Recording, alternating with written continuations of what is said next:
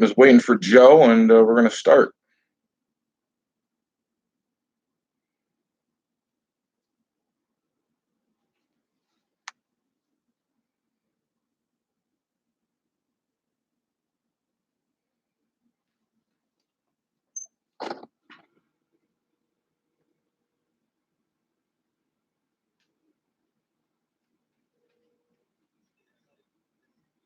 What up? You are the man.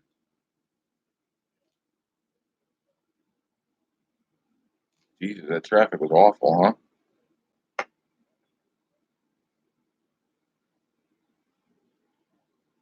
Oh, no, I know the rain will do that. All right, I will see you in a few. All right. Let's do it.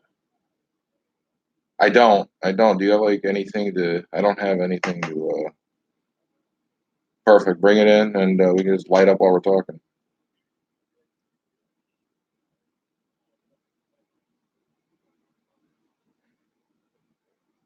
All right. Well, I usually have one. I just left everything at the club. So, yeah. Didn't even think of it. I left at 9:30 this morning. I didn't have anybody. Not Randy. Yeah. If it was Randy, I would have just left. Yeah.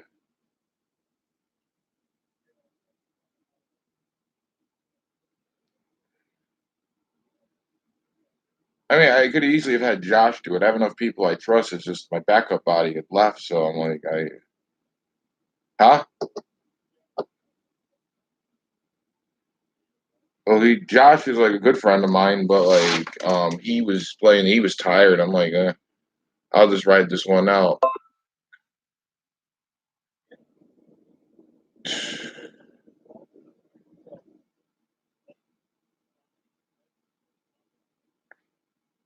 No, that's what happens. Exactly. Well, because it kicks your. I just do it because I got to do what I got to do. I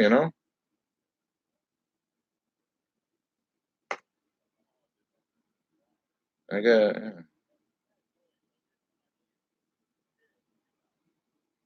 Like, I don't even like go out and like go to the casino or go to any local games anymore because I'm so burnt.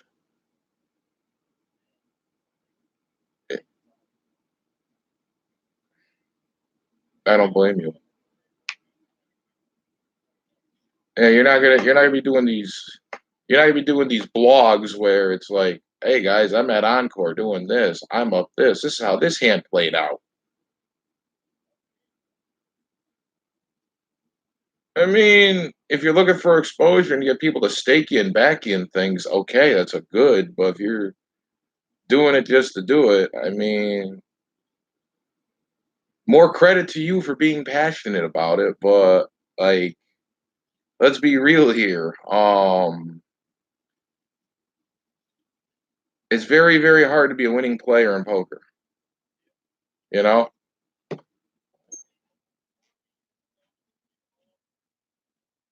you're absolutely right. I'm taking it you're here.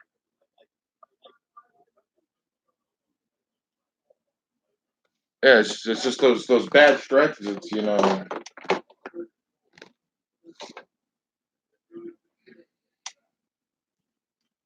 I don't blame you. Well, this year has taken it has 2019 has legitimately taken it out of me when it comes to poker. It just kicks your ass, and it's just like somehow we've been streaming live for 5 minutes, and people have been just staring at me. Actually, we have one viewer. I think it's Jeremy. How you feeling, Jeremy? He's still feeling like crap, man. My man, my man who fucking kicked my ass. I'm happy it was his team that kicked my ass and that has a chance though. How about the This fool sent me today for Dalvin Cook, Deshaun Watson, and McCole Hardman. Come on, bro. Come on, man. Why in the world? What the fuck kind of trade is that? Do you see McCole Hardman is doing anything No. next year? Next year? Because if he's a keeper, Oh, that's actually kind of interesting. like that's the way I look at it. Is McCole Hardman? I'm about to eat your Tostito Are or some Nutter Butter soon. you hungry? Yeah, I am. I need to get food here. I barely ate lunch. I ate lunch like some little sandwich I made.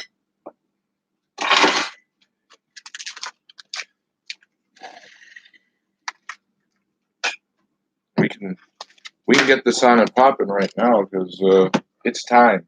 Is it 6:30? I told everybody 6:30. I just said from now because I got to be out of here at 7:45. No questions asked. So we're gonna do like an abbreviated week 6 recap All right. because on YouTube. On YouTube. Smoke weed on YouTube. Fuck it. If anyone's wondering, It's not illegal, is it? Is it weed legal? Weed's fine. If we were like blowing lines on here, I would have every reason to believe we could get kicked off of here and banned from YouTube. Yeah, we will not be we will not be blowing lines here. No, I have no interest in that. No, I have no interest in that at all. Damn, he's that sick, huh? I hope you feel better if he's watching. Yeah, Jeremy, feel better, brother. We miss you and thank you for next week we're gonna helping me. This week is gonna be short and sweet. Next week we'll fucking get the crew back. Yeah, and I personally would like to take this time to thank Jeremy one more time for helping me revive my fantasy team with the trade for Hunter Henry. I'm looking forward to that. I was calling you just because that song was playing. Big pun at Fat Joe. Yeah, I put on your fucking voicemail.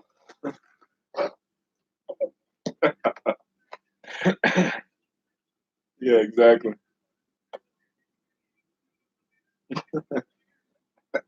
Yeah. Yeah, exactly. Yeah.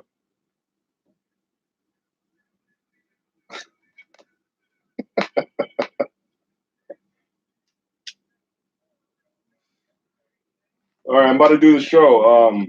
Tune in so you can fucking not make the wrong bet, bro. All right. I was like, you're such an idiot. You should have fucking. I can't believe you went all week knowing you were gonna make that bet and you didn't even consult with me. Like, no consultation. And you come to my house and you're just like, we need to watch that game. I was like, I'm not watching that game, bro. Fuck that. You know where house? Well, you know which house you're in? You're in fucking Giants house. Bro, you're watching no Cowboys. So confirm one thing for me real quick. DK Metcalf's got to stay on my bench until he carves out a little bit of a bigger role in Seattle. Would you agree with that? Yeah, but I feel like this is going down gives them an opportunity. Not this week. Not this week, but I think eventually. I think Disley was a big part of their offense. So him fucking huge. Him going down. It's huge. It like I never wish injury upon anybody ever. Absolutely not. But we missed out on him, and now I feel better because we have Henry and he's gone. So. And I just got Henry. I'm looking forward to that. I think that saves my ass. I know you already got Waller though. I was actually going to make a deal with him for Henry, but I'm going to play both of them every week. I'm pretty much out of it. Waller, no, you're not. I mean, streaks happen. Waller could play the flex because he's so heavily involved in that offense. He is. You know, and he's one of the few tight ends I would consider a flex position every week. He's pretty damn good. He's a former wide receiver. I know. I mean, I know his whole story. I can't believe I didn't freaking. I don't know why I never drafted him. It's so annoying. He was going in later rounds too as a big sleeper. I feel like it was more that I just don't have faith in Derek Carr. You know what I mean? Like, I feel like if I don't have faith in the quarterback. Well, I don't have faith in Jared Goff anymore. I'm supposed to play him this week against Atlanta. I would play him against Atlanta, but man, he fucking sucks. Over Minshew in Cincinnati. No, hell no. I love Minshew this week. I'm going in on Minshew this week. Cincinnati is down their top two corners their defense. Atlanta's down more. No, I'm just saying their defense is atrocious as it is. They're both those defenses are atrocious. But I just think Minshew better like right now. Going in like the second half of the year, Minshew's matchups are better. Goff is a gauntlet. Yeah, he does, and he's been just shitty. The Rams' offensive line is What if he's terrible. a bust? What if he ends up being a bust? Well, you can't. He got to the Super Bowl. You can't be a bust. You get to the Super Bowl, you don't get the bust label. fucking number 1 overall pick. I mean, you can do shit there. Yeah, but he's better than a lot of number 1 overall picks of the past. Yeah, true. He's done more than anything Jamarcus Russell did. Done more than Jamarcus Russell. David Carr ever did. Me and Jamarcus Russell were just smoking a blunt. I just picked him up from Subway. How much weight is he gained? I just picked him up from McDonald's, bro. We were just fucking. He had a sign. He had a fucking sign saying he needed a ride. Yeah. Ready? Yeah. I'd like to officially say hello and welcome to the Treasure Trash podcast.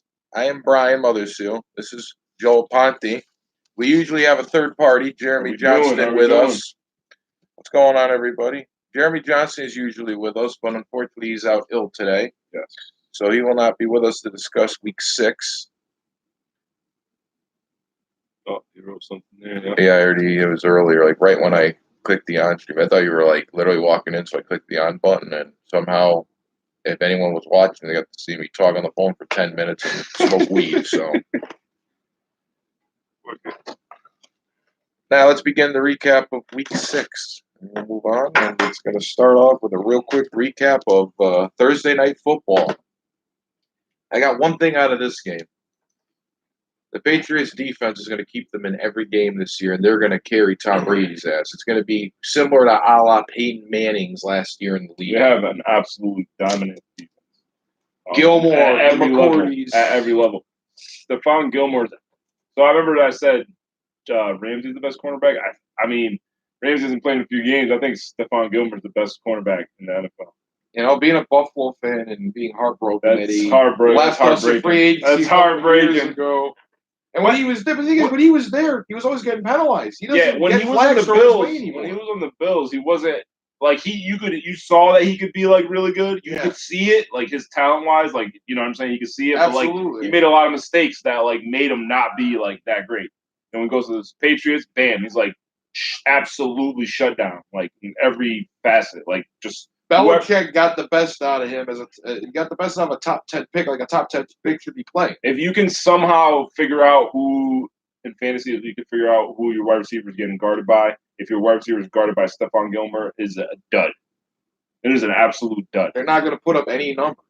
100% sit that person. I don't even give a shit if it's freaking Mike Evans. Like the guy's going to have a dud. He's going to have like 2 catches for 12 yards.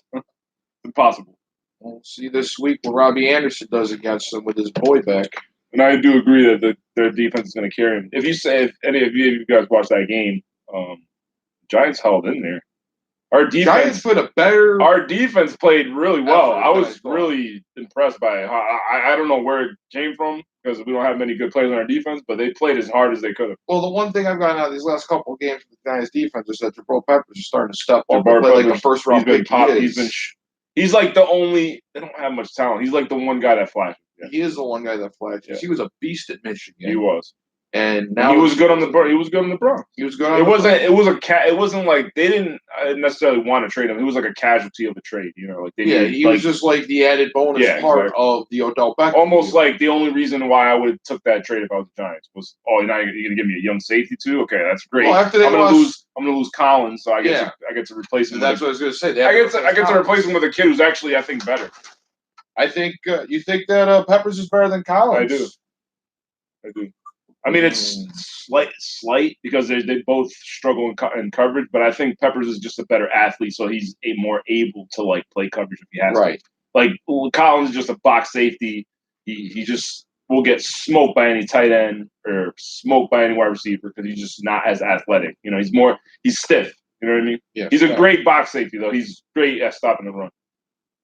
But I do like Peppers, and we don't have much else. We have we have cast-offs. We have like Marcus Golden. Marcus Golden is a cast-off. He's all right. Cardinal. He's a Cardinal. But I mean, he's had a few sacks. So he's made a few plays. No, you're absolutely right. He has. Daniel Jones came back down to earth. Obviously, NFL is pure about matchups. They played the Bucs, terrible secondary. They played the Washington Redskins, terrible, and then they ended up.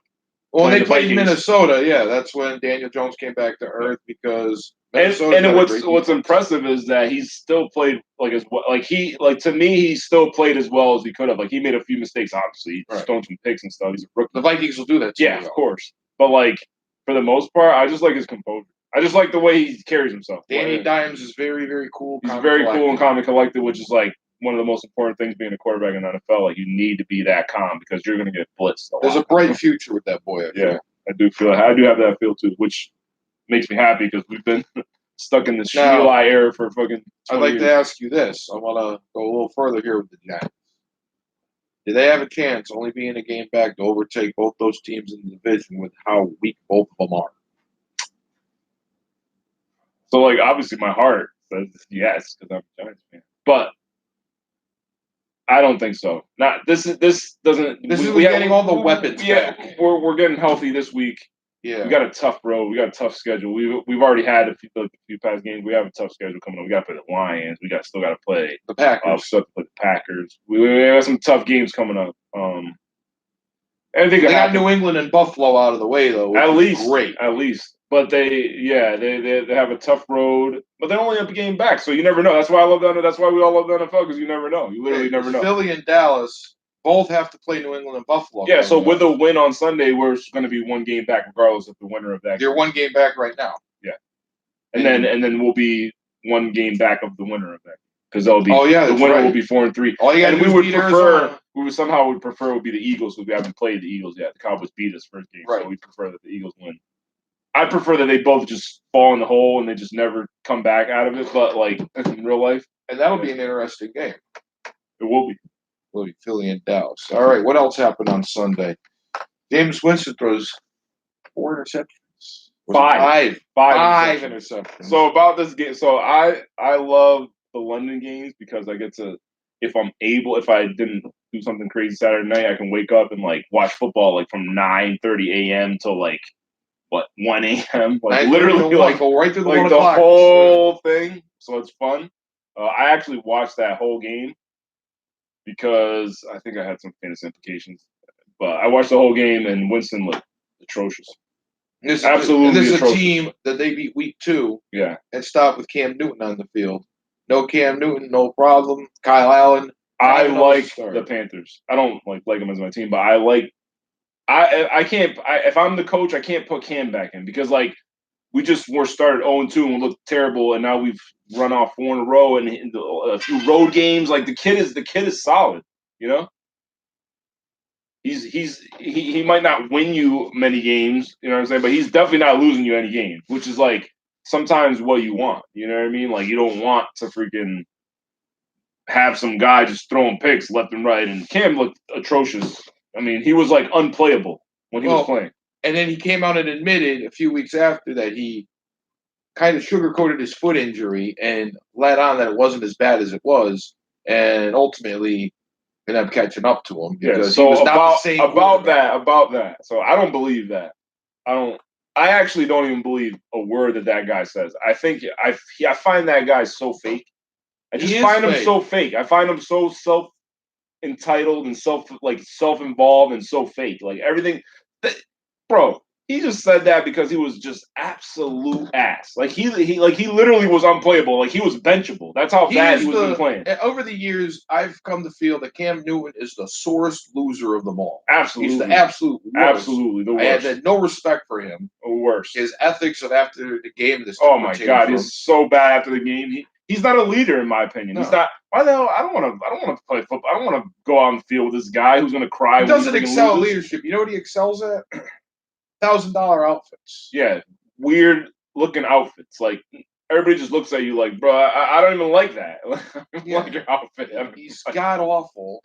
As far as I'm concerned, he's already peaked.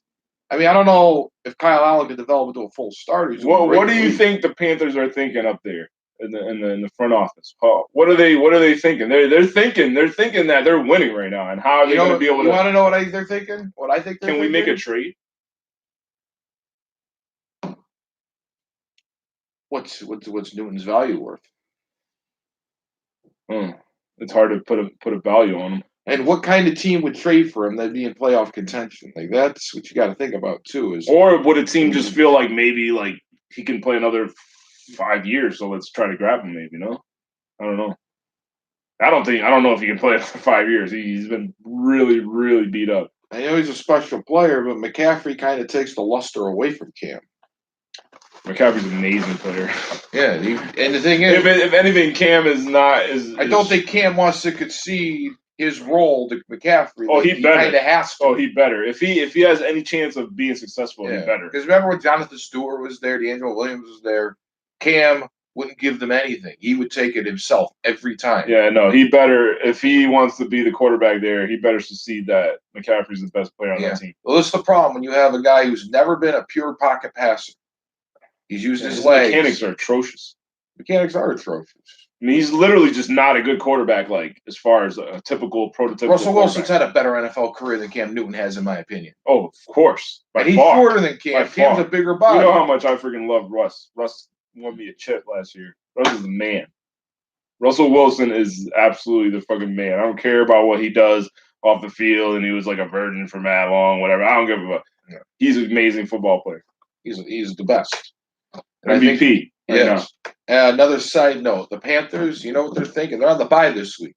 Well, they have a long time to process this because they wake up every morning and they say, oh, shit, our next game is the 49ers. That's who they play next? That's who they play next. That's a big game.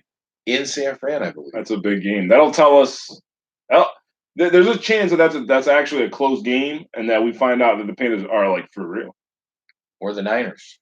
Oh, the Niners we already know are for real. But I'm just saying that might be a tough game because – no, Carolina's defense plays well. This kid doesn't turn the ball over. That's what you gotta love. You gotta love a quarterback. Like, you don't always need to have that quarterback. It also helps that he's aided by such a great presence like McCaffrey. Of course, but he's playing it smart. He's like, I got this amazing player. I just want to dump it off to him. Like, he just let him do the work. He does magical shit when I dump it off. Like, why can't do that? Kyle dump it off to him. The most minimum to do. Yeah, he does. And I think going forward as well, I think what does it say about the Buccaneers? I don't care about the Buccaneers. I think they're not going anywhere. There was a lot of hype for me in them because of Bruce Arians. Yeah, I mean their offense will put up fantasy numbers and stuff, but as far as real life, they're not. They can't contend with the Saints. Oh, and I can't wait for Saints Panthers. That'll be a good game. They still got two matchups. Yeah, that'll be good. That'll be good because I'm thinking, in my opinion, obviously the Falcons are dust. Yeah. Bucks are not going to compete for the division. Saints, that's going to be the division. The Panthers, and the 49ers all have to play each other as well. Those are some good games. Those kind of games are the reason why I love NFL. Those kind of games. Game of the year, Week 14, 49ers at the Saints. Mark it. Might be the biggest game of the year, and it might be for home field. It might be a preview of the NFC Championship. If you can't discount the NFC North though as a whole. Yeah. And other games this week, the Ravens squeak one out in Cincinnati. Wasn't the blowout everyone was expecting, but they dominated division games. It was the scoreboard does not tell the story. Division games, yeah. The last touchdown was at the end of the game. The first touchdown was a kickoff return. So yeah, it doesn't really matter if you win. It doesn't really matter if you dominate. And the NFL is like different than college. You know how in college it's like, oh my God, they're number 3 and they didn't blow out this team, you know what I mean? And it has an impact on their rating or whatever. The NFL doesn't matter. If you beat the team, you move on to the next week. Like, people might say, oh, they should have blown them out, whatever. It's a division game. They're always going to be tough. Bengals are absolute dust. They're lost. They're missing A.J. Green terribly. Yeah, Andy Dalton cannot exceed without A.J. Green. Their offensive line is Mixon has been a disappointment. Putrid. Yeah, the offensive it's mainly their offensive line. Their offensive line is the worst in the NFL, I believe. I agree. They have the worst offensive line in the NFL, and so they can't get anything going. Because if you really think about it, if they had any kind of time, and then with AJ Green coming back, you got weapons. Weapons.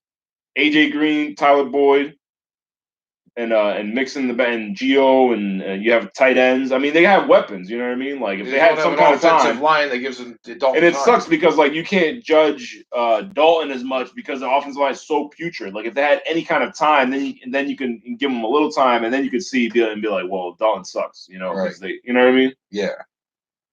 But they have a new head coach. Maybe they'll figure it out in like 8 years. I don't know. Whatever the case is, just fade them. They have a long way to come out of the Marvin Lewis era, if you know what I mean. Yeah, well, they hunt. If you're too loyal, sometimes it fucks you up.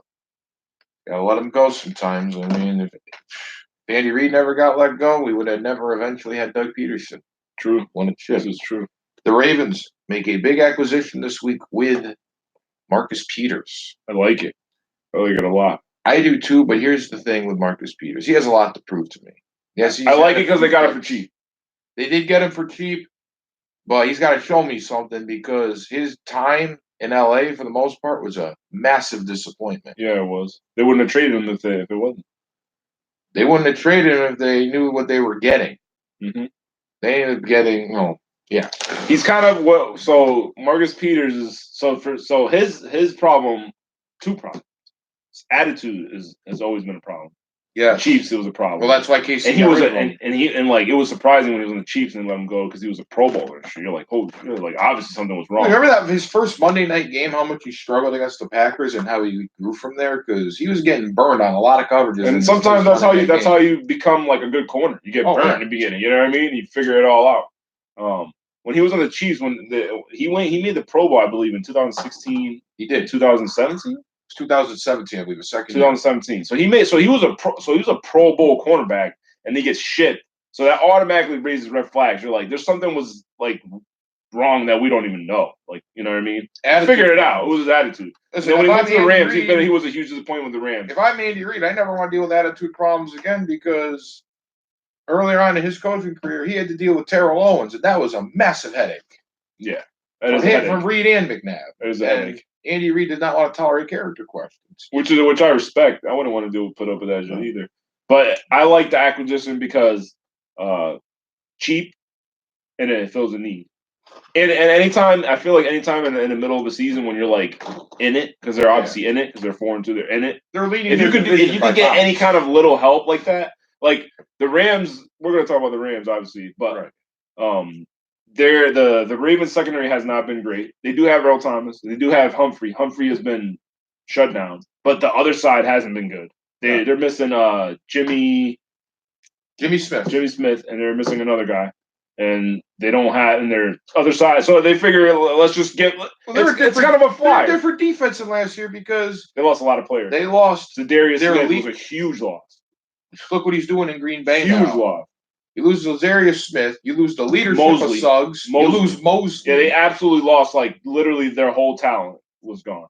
It's amazing what the Baltimore could do breeding these linebackers the way they do. They do breed. Darius Smith is missed. I don't know why they didn't keep either Smith or Mosley. They're both good players. I know Mosley. You know why they didn't keep Mosley because they're not going to come anywhere close to what the Jets. 80 million. What the hell? They give him 80 million or something like that. I believe so. I mean, I'm happy for him. Anytime we can get money, but I'm like, oh my god, 80 million. He makes a difference on that Jet. He does. He's a great player. There's no doubt. He's a tremendous player. Yeah, there's no doubt about that. When he's on the field, the rest of the defense plays different. Yeah, I'm assuming that the Ravens figure just take a flyer on him and hope that he can at least cover the other side. Let me ask you this. Because he's not going to be – Humphrey's going to shadow – when you have that one corner, you're like, my good corner is Gilmore. I'm going to have him shadow the best receiver all the time. Is the lack of defensive presence up until now on the Ravens a result of them leaning toward converting into an offensive team with what they're trying to get out of Jackson? I believe so.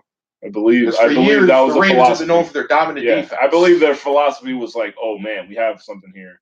We're going to cater essentially our whole team. The man, Jackson. For fantasy purposes, the man is the nuts because he can run, he can scramble, and he can pass. He is. He absolutely is. But for real life games, like, is he a guy you would want under center to get you into a run in the playoffs? That's where it becomes tough. Like you said, he's a nuts in fantasy. He's nuts as far as like fan. It's great to watch. So fun to watch. He's like. I'm trying to think of what I can compare him to. So he has like the fast, he has like the quicks of Michael Vick, but his shiftiness is even possibly even more than Michael Vick. Like he literally puts dudes on skates, more than running backs could. It's like wild. But I noticed when he faces good defenses, he still has a tendency to turn the balls over. He threw 3 picks against Pittsburgh. Yeah, and that's because he's not a pure pocket passer. And then once you have a good defense and a good defensive coordinator, he's going to scheme like, hey, we're just going to make him. If he can beat us with the air, we're going to live with that. We're going to literally live with the fact if he beats us through the air. Right. We're not going to let him run. And I think this performance was, I don't want to say it was pedestrian, but it was okay. I mean, he was without Marquise Brown. And that makes a huge difference because Marquise Brown can get open in space very quickly. I think I read something today that he has a chance to actually beat Michael Vick's rushing record by like a lot, which would be impressive. 21 for 33, 236, no picks, no touchdowns. It's not a bad line It's a Bengals. because they're getting it done on the ground. Yeah. Well, their game plan was we're just gonna run that. We're just gonna run them into the ground. Like that was their game plan, which would have been my game plan too. I'm just gonna. Not only is Lamar Jackson, I'm sorry, not only is Lamar Jackson their starting quarterback, he's also their starting running back. Yes, he is. 19 carries for $152 and a touchdown. That's pretty good. I also love the Mark Ingram acquisition too in the offseason because they got him for such a great price. They got him for 2 years, $10 million.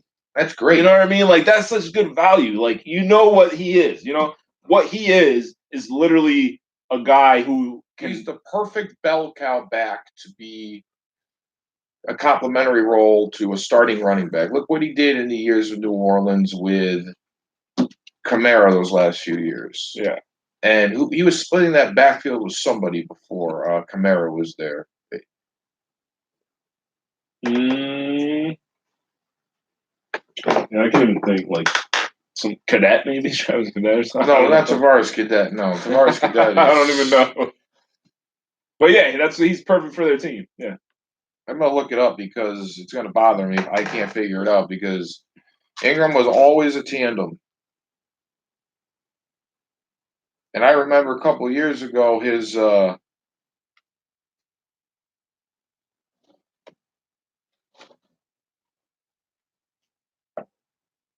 issues were with fumbling, and they thought that that's why they'd sign Adrian Peterson because they didn't know if they had faith in Ingram.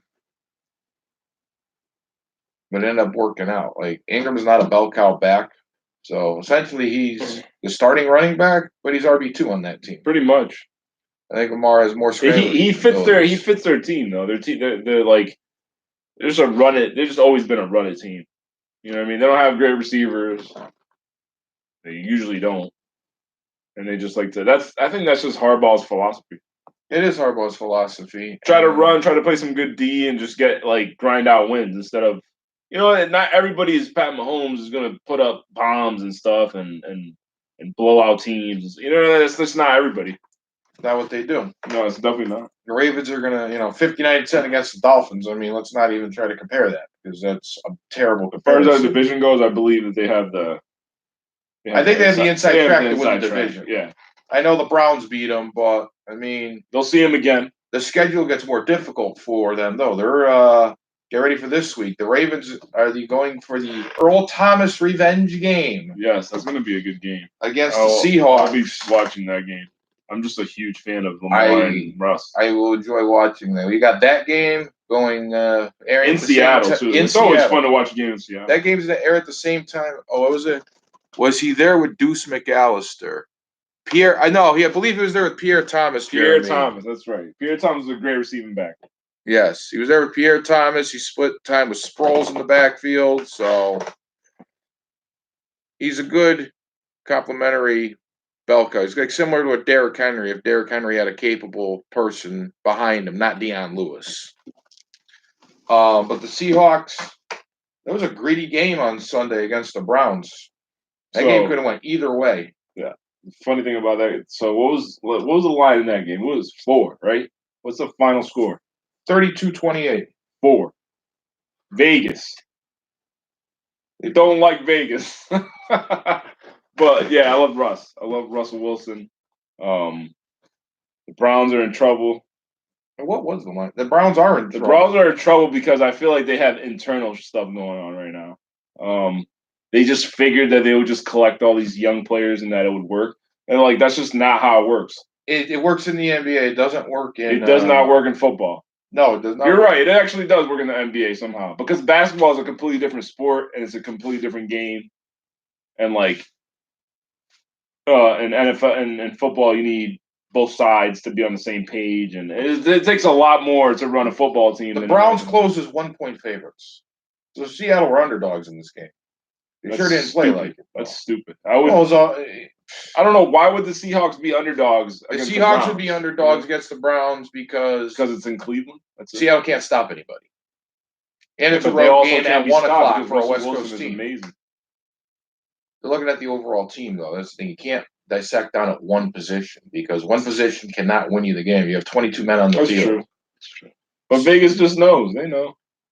Vegas does know. You know.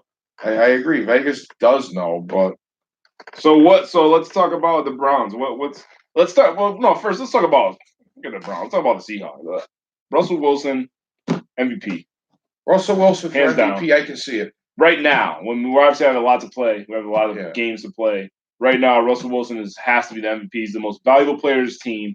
He literally called a touchdown drive last week without anything in his headset.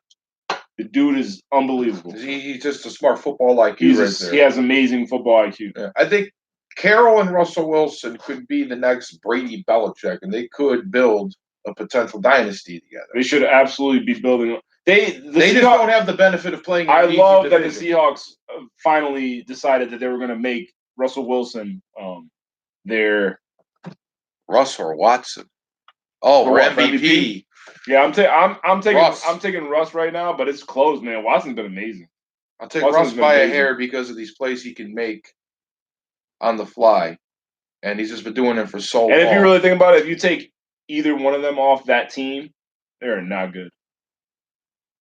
No, you saw what happened. Would be atrocious. Remember the Texans' rookie year without when Watson went down with an ACL injury? Yeah, that was no good. They were lost. Absolutely, they were not in it. I mean, so what else with the Seahawks? Chris Carson, he's been playing well the last few games. I guess he bounced back from a few fumble games. He's been playing pretty well. Chris Carson damn near lost his job.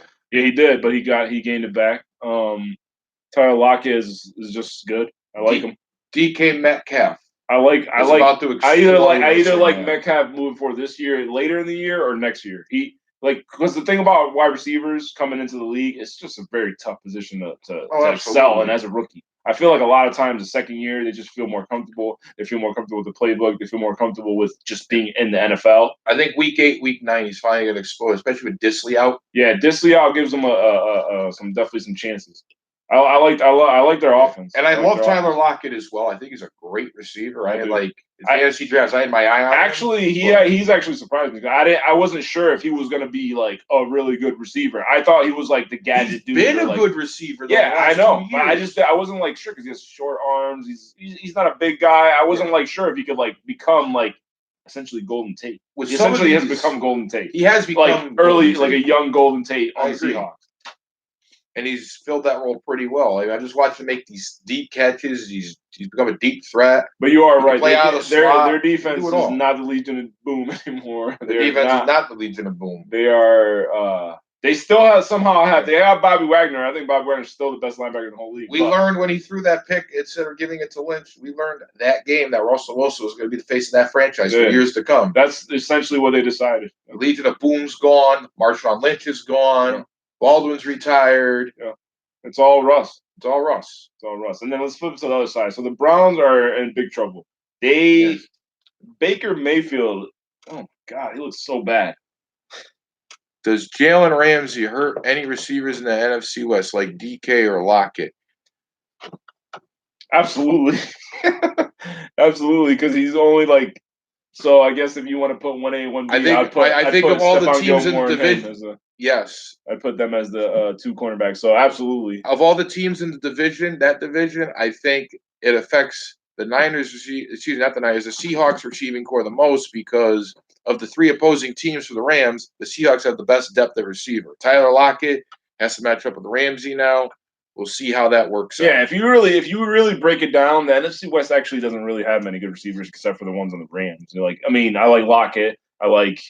For the Niners, I actually don't even like anybody. I like Kittle. And then for the Cardinals, I like Fitzgerald's a legend, Kirk. Obviously.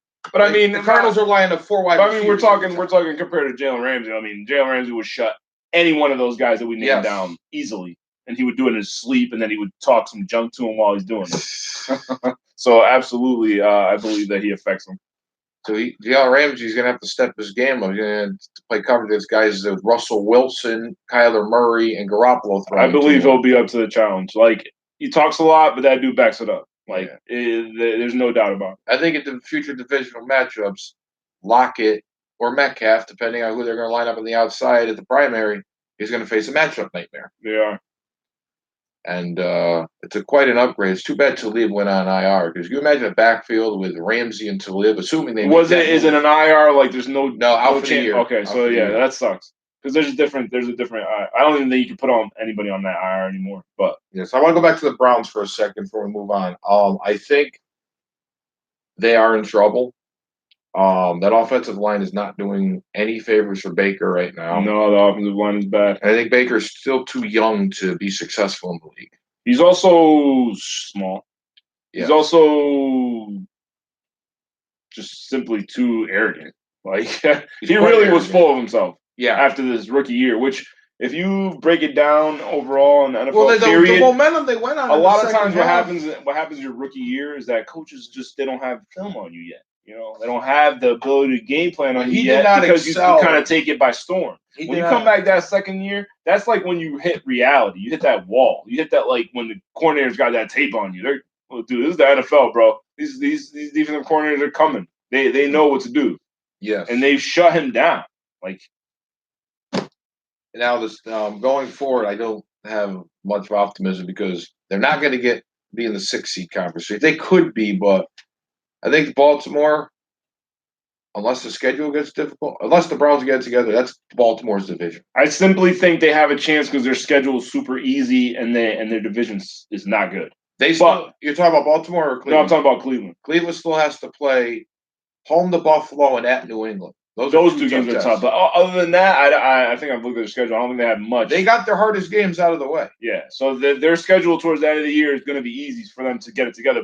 But they have to get it together like immediate. Don't underestimate Pittsburgh's defense. The two matchups. No, Pittsburgh's defense is real good, actually. Pittsburgh's defense has played real well. Pittsburgh's defense can fuck up the Cleveland offense. Pittsburgh's defense has played really well.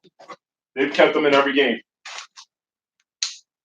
The addition of Minkah, that was a good addition. Yeah, I don't want to overlook that defense. Now, speaking of the Seahawks, they have one loss on the year to the Saints. We're a complete squad. And they've been doing this without Breeze, and they handled Minshew Mania. Listen, I love Teddy Two Gloves, okay? I love Teddy Two Gloves for many reasons. First of all, he's a winner. He just has a winning record. He's a winner. You put him out there, people believe. But you know what I mean? He's also this year he's benefiting from not having to do much because the defense is getting it done. Oh, of course he's benefiting, but it also takes a guy like him to be able to not do stuff outside of his realm. You know what I'm saying? He goes in there and he's like he knows I got a good defense. I'm not gonna throw the ball away. I'm not gonna throw any interceptions. I'm gonna play to my team. So that's a perfect guy to have. And it's lovely that they re-signed him in the offseason because obviously that was perfect for them. I think they knew what they were getting out. They want him. Fantasy wise though, it does suck for Kamara has taken some hits. Kamara's taken some hits. Well, Michael Thomas is not because what else? Michael Thomas can't guard Mike. You can't guard Mike. He's unguardable. Mike Thomas is unguardable. He's their security blanket as far as I'm concerned because he is a matchup nightmare. And we were talking about MVP earlier. I would give that man the MVP vote. I'm sick of people talking about best receivers and they don't ever put Mike Thomas in the fucking conversation. He's very Mike Thomas is actually the best wide receiver in the NFL right now. Mike Thomas is the best. If anybody wants to argue it, go ahead. I'll argue it till I'm freaking blue in the mouth. He has been also one of the best wide receivers and never talked about. I don't understand. All he does is run every great route, catch every single ball. And then throw it in your face. You know why nobody talks about him? Because for various different reasons over the last 2 years, the names Beckham, Brown, Jones have all dominated. I know. No, I agree. Divas that are there in my eyes. They all dominate fantasy drafts and headlines year after year. Michael Thomas is quietly kicking ass in New Orleans. Just got paid. I've always personally been, even when Beckham was on my team, I still was always the Mike Thomas, DeAndre Hopkins guy. Those are my guys. Right. Julio Jones also because he's also in the same category because DeAndre doesn't make a ruckus. Doesn't make a ruckus either. And all he does is catch touchdowns, catch a million passes, and that's it.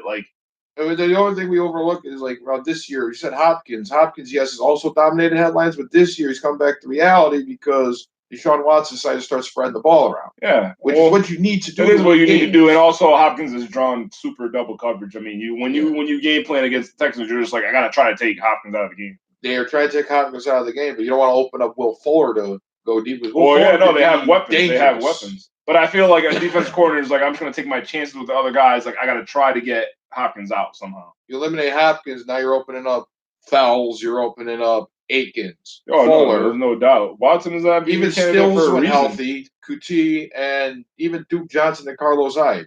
Duke Johnson. That was a good. That was a good game. The Chiefs Texans. I was tuned into that one. Yes, I want to get to that some game. Future guys, you know. I'd like to get to that game in a second, but I want to take another couple of quick reflections from the Saints, who, like I said, Week 14, Niners at Saints. Tune in. Game of the year. Mania came to a dead halt, and it was expected. So that he would fantasy this year has been very hard. I am struggling fantasy. Even the great Fabiano has said Minshew was a must start. I didn't agree with that. I would have said actually Minshew was a must sit because the Saints defense is so for real. Is Marshawn Lattimore in the category? Oh, absolutely. I actually didn't even get to mention Gilmore. Him. Yes, he is in that category. When you have a guy like that, it's so lovely as defensive coordinator because you say you just shadow him all day, shut down. Shadow him, he did. Yeah, and Mr. Chark, what did he do? He didn't do much. He didn't do much. Give Gardner this though. It was a tough matchup. It was a simple. It was we scooped them. I love Minshew's schedule. I love him going forward. Minshew's but schedule. that one game was an absolute tough. Even at home was an absolute tough. I mean, the Saints are just a great team. There's a great overall. The fact they got into the red zone twice on them is amazing. Yeah, the defense kept them in the game. They did.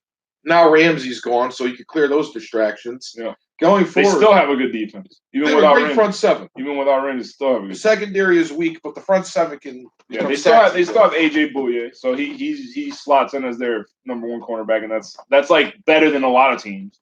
Like AJ a lot of teams would be like okay with AJ Bouye being their number one cornerback. Absolutely. It was better when they had Ramsey and him because then he got to take the second receiver, which made him look better. Yeah. So he's starting on the opposite side now.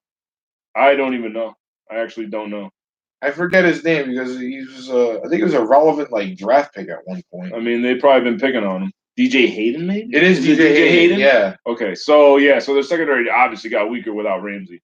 But they still have a good defense. They're still a top defense. Well, like, you got Bouye on the primary target should be fine because Bouye can still perform. I feel like there was a chance that they thought like we still have a good defense even without Ramsey, so like we gotta take this deal.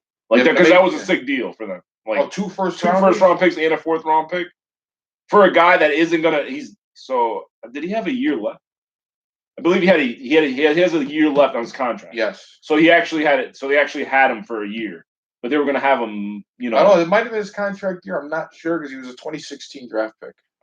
I think I was listening to something today, and they said there was a year left. If he had a year, they haven't done him because the Rams haven't even did a deal yet because he has a year left. So they have the time. Okay. So now he could probably get. But like the Jags still had to trade him because he was just probably going to be like, I'm not playing. Be disruptive, and he wants to be on a win now team instead of letting Minshew mania. So it was like a win-win-win because like that was just a win-win-win deal. Thoughts on Dolphins starting Fitz this weekend? Who is that? Are you a Dolphins fan? Sir? No. That's my boy John. He's a fellow Bills fan, actually. Oh, okay. Ryan Fitzpatrick in Buffalo. Bring it on. I love it. This game is in Buffalo, correct? The game is in Buffalo, and I think they're 17-point favorites. So I don't like that. I don't like 17-point. They're giving way too many points. Yeah, I don't know why. So this is Vegas. Vegas knows what they're doing. Don't do that. Don't bet that game because I don't believe that the Bills' offense is like because they're not going to be scoring no 50 points in my opinion. Absolutely not. So 17, if you're betting on 17, you're telling me that you think it's going to be like 31-0 maybe. Oh, 20. I guess 20-0 is actually kind of in the realm. That could happen, but because Bills' defense is dominant. They're very dominant.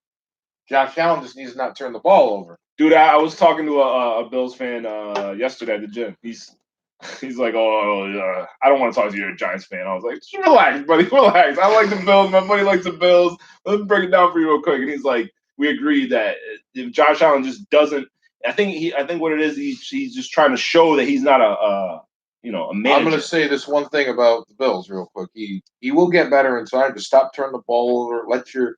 You get Singletary back this week, probably. Yes. No, I just read he is good to go. He's good to go. Him and Gore will do work out of that backfield. And over the next couple of weeks, you're going to see the emergence of new guys in Buffalo, new targets, Dawson Knox and Duke Williams. The thing is that Duke they have Williams such is a a so stud. they have such a dominant defense that, in my opinion, they don't have to have an amazing offense. I feel like if Josh Allen just doesn't make the mistakes that we're talking about, hands the ball off, makes short passes, and runs himself, because himself in fantasy is a good asset because he runs. Threat. He's a dual threat.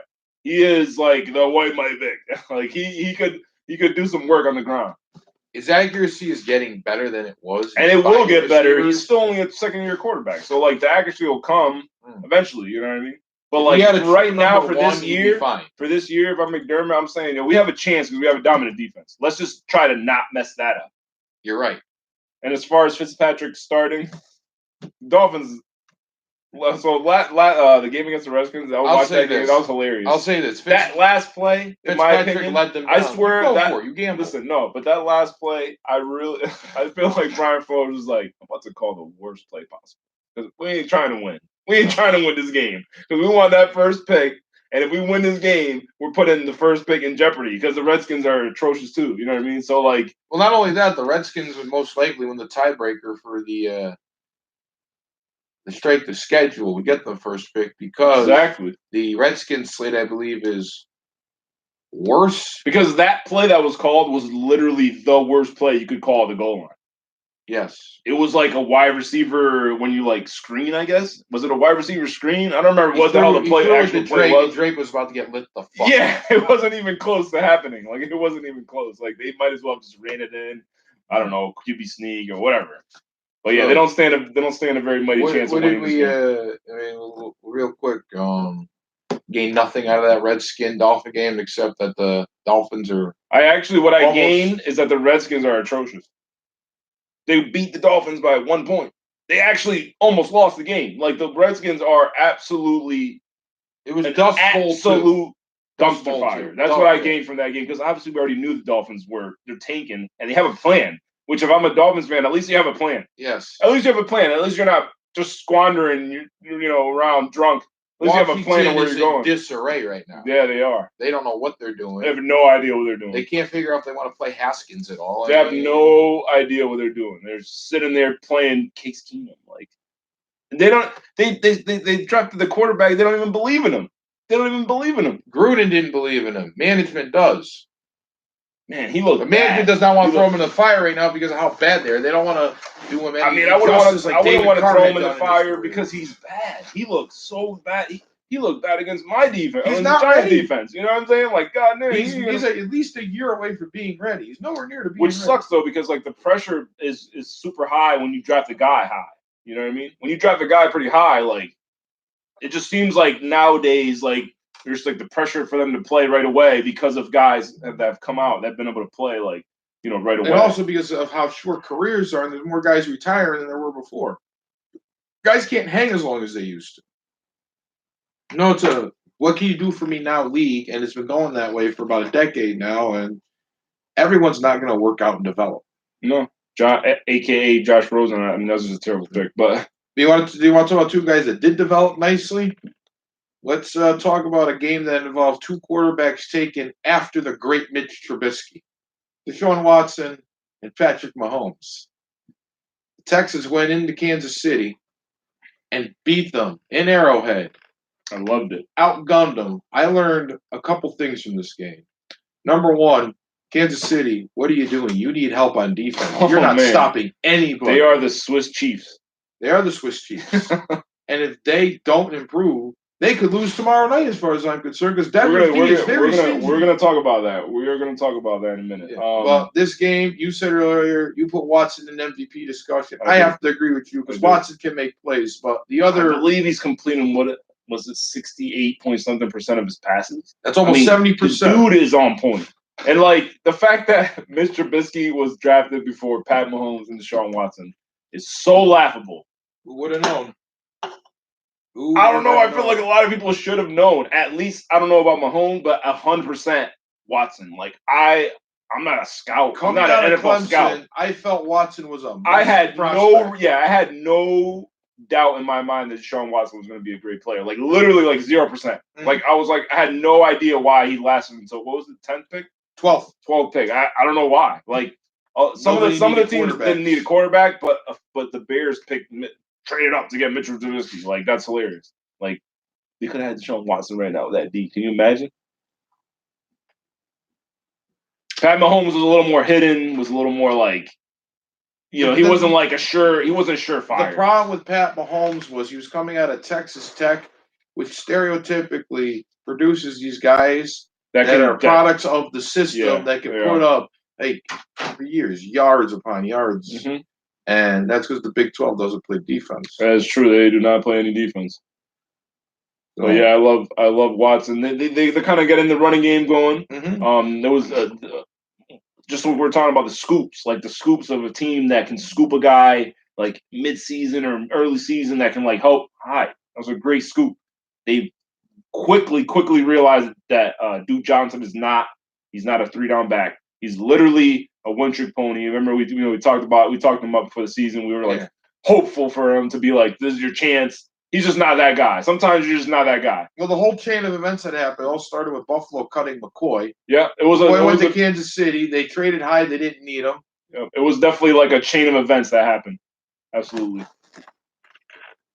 Chiefs play no defense either. Houston. Yeah, no, their defenses are both not that good.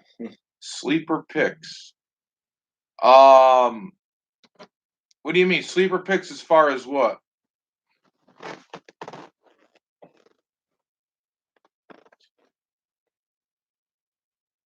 Yeah, sleeper picks as far as what? Like fantasy wise, or who are you? You're no big name guys this weekend. So I'm gonna look at the matchups here because I think we already talked about it, but I love Chark this weekend. They're going against the Bengals. The Bengals defense is straight dust. They're also missing their top 2 cornerbacks. Like if they couldn't get any worse, they're about to get worse because they're missing their top 2 cornerbacks, which was the only strength on their minimal defense. Yeah. So start Chark with very much confidence and start Mr. Sensei Minshew with much confidence as well. Mr. Sensei Minshew, Mr. Gardner. All right. Welcome to the NFL, sir. I will give you a couple picks. The Dolphins-Bills game, there's 2 guys I'm looking at that have big days in that game. First one's going to be Frank Gore.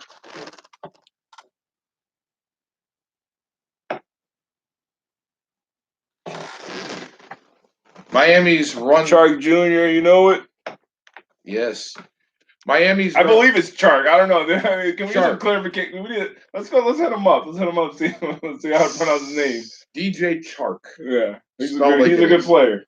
I like Frank Gore this week to go yard against a putrid Miami run defense with maybe a little bit of Devin Singletary sprinkled in there, but I like Frank Gore's matchup, and I also like John Brown.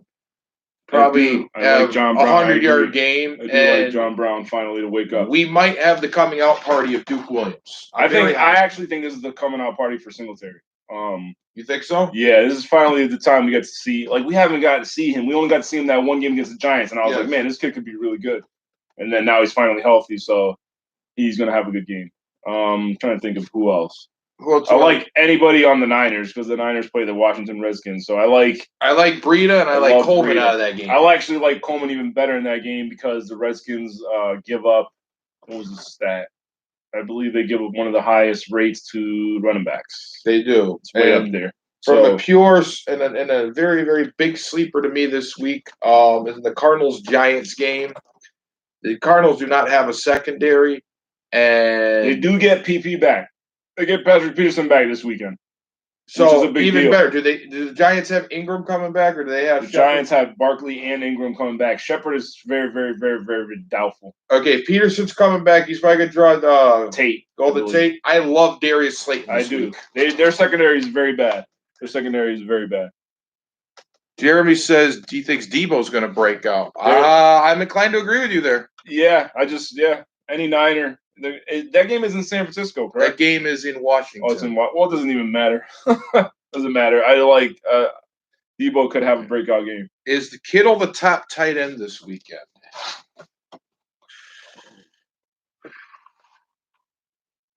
Another stat. Highest tight end rate. I believe the Cowboys are number 1 or number 2. So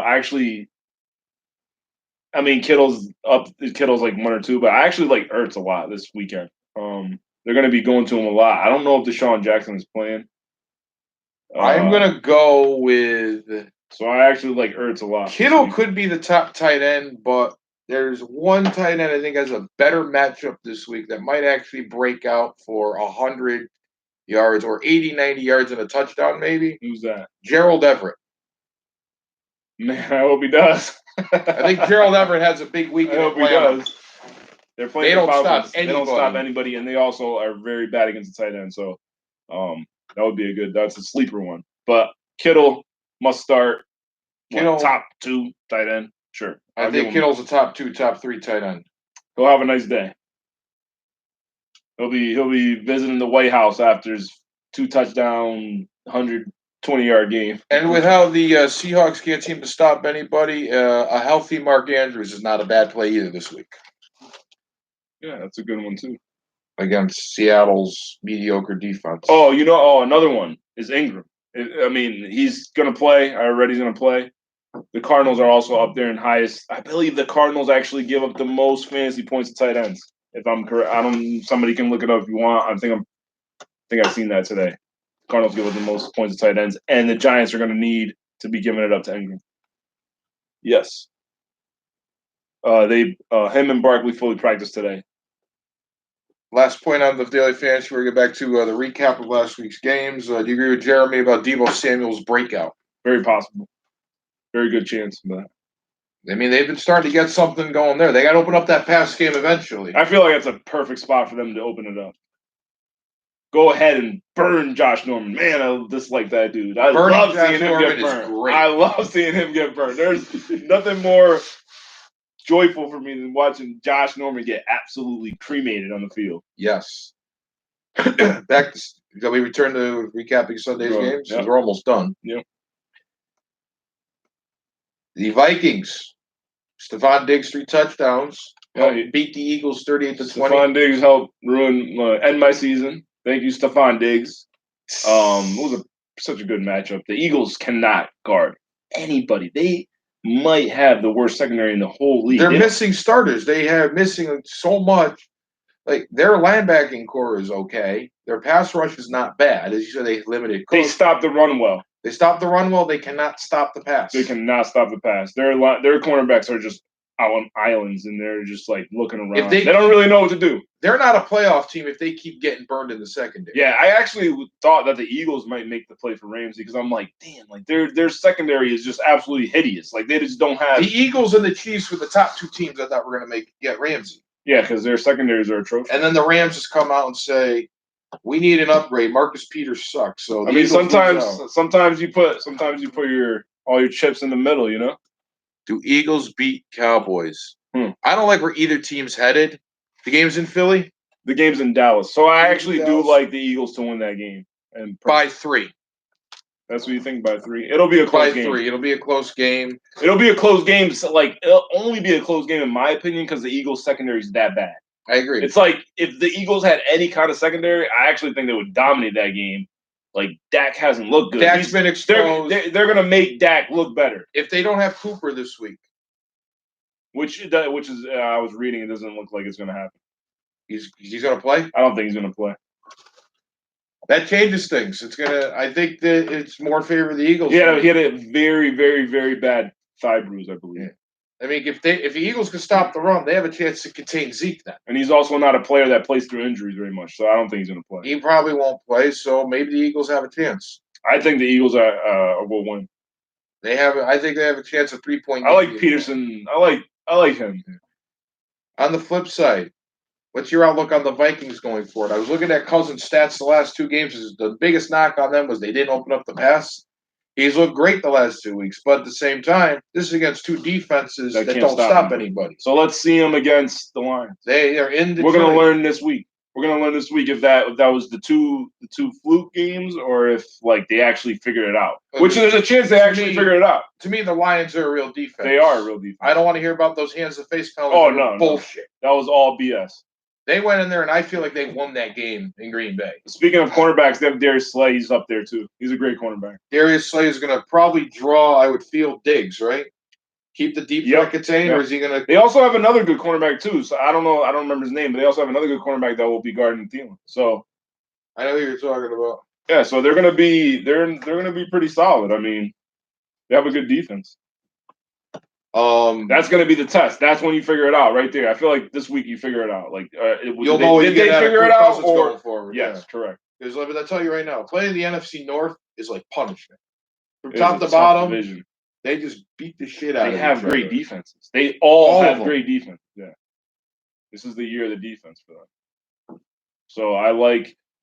I'm trying to think who I like in that game. That's going to be a tough game.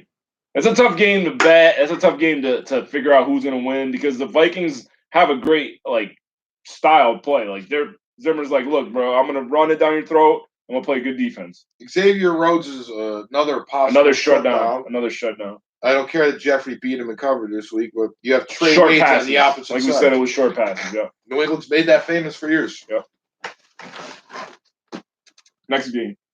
Falcons, Cardinals, I'll just say one thing. We don't have to say much about that. Yeah. Atlanta's a dumpster fire. They can't are. stop anyone. Matt Ryan, I commend your efforts this year. I'm pretty sure Dan Quinn is on Indeed right now. Dan Quinn is on Indeed right now. It's over for Dan Quinn. It is absolutely over for Dan Quinn. It was over the minute that they blew that lead in the Super Bowl. They made the playoffs next year, though, and almost beat Philly. But it still felt. The hangover is still. Yeah, the hangover. You're not wrong. It felt like, and I don't think that he's necessarily a bad coach. I think he's actually a really good defensive coordinator. Sometimes, you're just not a good coach. You're just a great coordinator. He's a defensive-minded head coach, coaching an electric offense. Yeah, it almost doesn't fit. It doesn't fit. But he's taken over defensive play calling, which it's hard to do two things at once when they've also had an atrocious luck. They've had atrocious luck with injuries. Keanu Neal is out for the year for the second year in a row. That's a great safety. What's up with Julio Jones? Julio Jones is, I think, not performing at peak because he's drawing more coverages and the emergence of receivers like Calvin Ridley and the consistency Mohamed Sanu has taken targets away from Julio because he has Ryan's been spreading it around. Ryan's been spreading it around. And also, Julio Jones has always been nasty with the 100 catches or whatever, but he never has any touchdowns. He does not. Never has any touchdowns. And I simply blame it on Matt Ryan. Is he going? If I had Julio Jones, if I was a quarterback and I have Julio Jones, who literally looks like an avatar on the field, I swear, I look at him when he lines up and he's lined up as his little cornerback, and I'm like, oh my God, that's what I'll be doing if I was a quarterback. What am I supposed to do? I'll be throwing to him all the time. He should be a red zone target. This guy wants to know he's going to heat up. Not this week. Who do they got? They got the Rams, right? So he's going to be shadowed by Ramsey. Yeah, I don't like that. He will have a bad game. I like that. Yeah. I would not spend the money on DFS for him. If I was going to take a receiver out of that game, I'd rather go with Ridley, who would draw the opposite side, or I'd go with Sanu. Or even Mr. Hooper, too. Austin Hooper. Yes. Yeah, I don't like him against Ramsey, no. Cardinals, I'll say this. They know how to put up points, but the way the defense is winning games this year, they can put up all the points they want, and I like what they're developing into. But being in that division, they're going to be at the bottom for as long as those three teams above them want to keep kicking ass. Yeah, they're in trouble. As far as division goes, they're not going to be doing anything. My favorite game this week was the Niners beating the Rams 20-7. What a statement. What a statement. Anybody that questioned, even I was like, whatever, man. They beat they beat the Bucks, they beat the Bengals, they beat the Browns, whatever. I wasn't that impressed. I mean, it wasn't like they did handle the Steelers pretty well. I wasn't not impressed. Everything. I was just I wanted to see them on the road against a tough game, right? And they did. And they absolutely dominated the Rams. They made Jared Goff look like a bitch. Bro, they dominated the Rams so much that the Rams had to go and make 3 transactions in a day. They blew the Rams into full-blown panic mode. That's how. The only spark the Rams had was a full rushing attack on the opening drive of the game that resulted in a Robert Woods touchdown. A consolation prize for all us Robert Woods owners in fantasy. Oh, man, I'm so worried about Robert Woods. He gets right this week. Yeah, this is a get right week. They also then have the Bengals. Yeah, They're gonna get right. They're gonna have back-to-back get right games, and then we'll see where they're at. But they're not. You're not gonna be able to tell much from these games for them. No. Like we're gonna have to see them again after the bye. They need to make offensive line adjustments They do. after these 2K. They did trade for that for a guy, but it's not. That's not gonna do. Not enough. It's not enough. They need to get better production out of them. Goff is not going to get any better until the O line starts protecting. Exactly, and Sure. I think going forward, and they also, in my opinion, they have to actually. They need Gurley.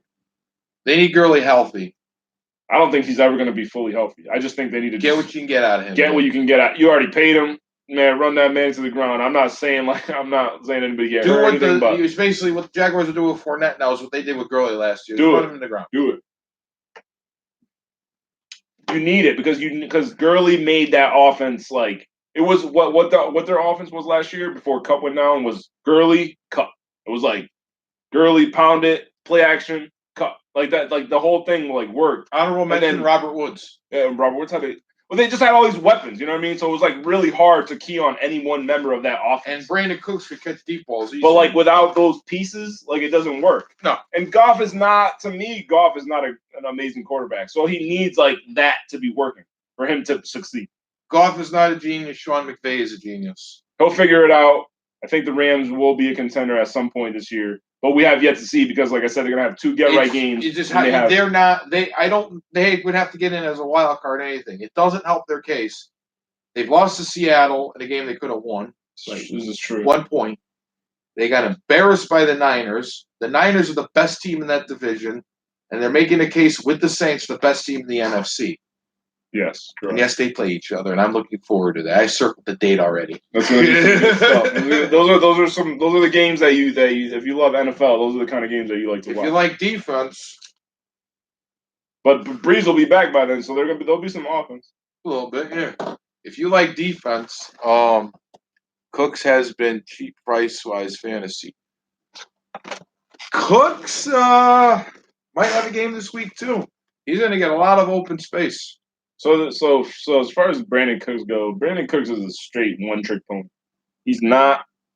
I mean, if you're that good of a receiver, you don't get traded 3 times. This is the coverage matchup that he desires, though. Yeah, that is true. That. So this you're right. This could be and you said he's cheap, so this is a good get-right game for him.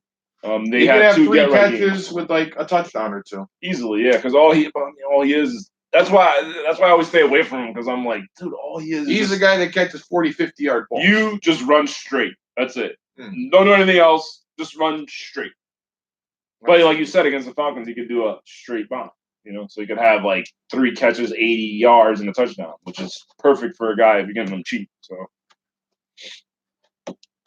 I see Cup having a big game. Woods, I can see him just straight up destroying the Falcons and them all having a good game. It'd be a get-right game, so you can ride with momentum. You like defense? Do I love defense? In the NFL period? I do. So you must have loved watching the Broncos and the Titans in a slugfest. Made Mariota look like a bitch. I did not watch this game. I watched bits and pieces and watched how they just made Mariota. They literally made Mariota lose his job. Yeah, but it was already coming anyways. They just accelerated. Accelerated the process, and it was tough. It's tough to go into Denver and win. Period. Like it's just a tough place to win. It's mile high. You got the freaking the elevation. The fans are absolutely nuts. Like these are 2 teams that could be at 6 seed consideration. Like the Broncos, I think, in my opinion, not the Titans.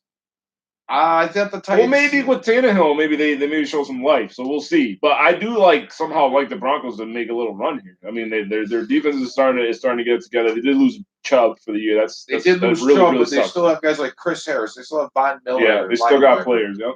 They still have players that can make plays. They also have a defensive head coach. So I knew that their defense was going to be. That was a nice pickup for us. And on the other side of the ball, you have Joe Flacco, who's not great, but don't make him do too much. He's got Emmanuel Sanders that get open his space. And also he's got a good running game. He's got the running game going. I was going to get to the running game, but he's got 2 receivers that can catch the ball and make plays.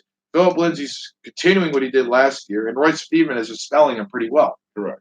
And I think Noah Fant is going to emerge as at some point decent weapon because Flacco loves his tight ends. Yeah. At some point, he should.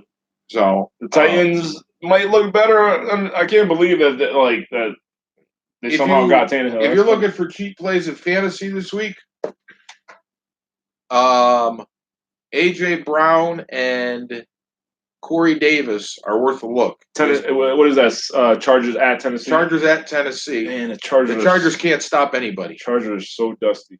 Jesus. So those two and maybe Delaney Walker be worth a look with Tannehill getting a second chance with a better offense than he ever had in Miami. True. This is true. Tannehill was never like too bad. He's not flashy though.